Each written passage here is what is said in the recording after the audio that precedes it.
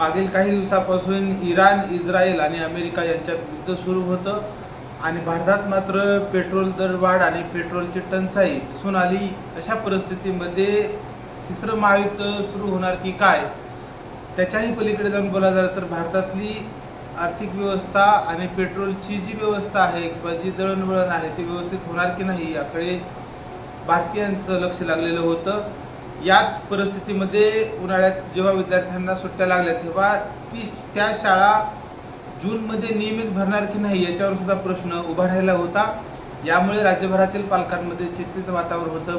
पुन्हा एकदा लॉकडाऊन लागते का, पुन्हा एकदा आमच्या विद्यार्थ्यांना ऑनलाईन शिक्षणच घ्यावं लागते का, या पेचात पालक पडलेले होते आणि शाळा जूनमध्ये 2026-27 शैक्षणिक वर्षासाठी ऑनलाईन भरणार आहे की ऑफलाईन भरणार आहे, आणि आठवड्यातून 3 दिवस ऑनलाईन, आठवड्यातून 3 दिवस ऑफलाईन, अशा वेगवेगळ्या प्रकारच्या हे बातम्या वेगवेगळ्या माध्यमातून येत होत्या। शाळा उशिरा सुरू झाल्या तर चालतील की काय अशाही मानसिकतेमध्ये काही पालक होते। परंतु नवी अपडेट आता महाराष्ट्र शासनाच्या शिक्षण विभागाने दिलेली आहे आणि राज्यभरातल्या ज्या शाळा आहेत या 15 जूनपासूनच नियमितपणे भरतील अशा पद्धतीचं पत्रक किंवा सूचना जाहीर करण्यात आलेली आहे। याच्यामुळे पालकांना ही दिलासा देणारी गोष्ट आहे, कारण ऑनलाईन जे विद्यार्थ्यांचं शिक्षण आहे तर ते तेवढं प्रभावी राहत नाहीये। अशा परिस्थितीमध्ये ऑफलाईनच शिक्षण हवं आहे।